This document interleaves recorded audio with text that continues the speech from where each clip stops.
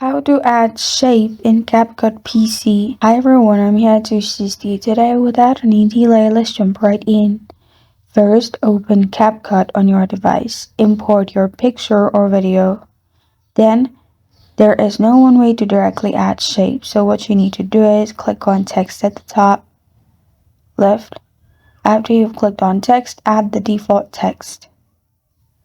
Then, on the right side, remove the default text option.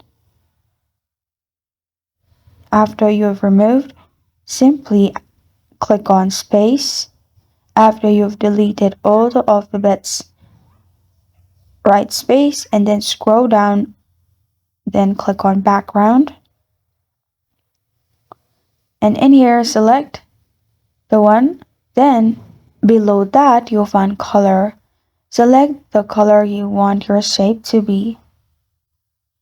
After you've selected the color, it will turn into a rectangle.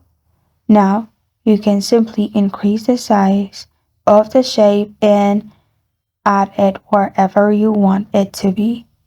And this is how to add shape in CapCut PC. Thank you for joining me today. If this video helps you out, please leave a like and subscribe for more. Got a question or want to suggest a topic, comment below. Thank you for watching.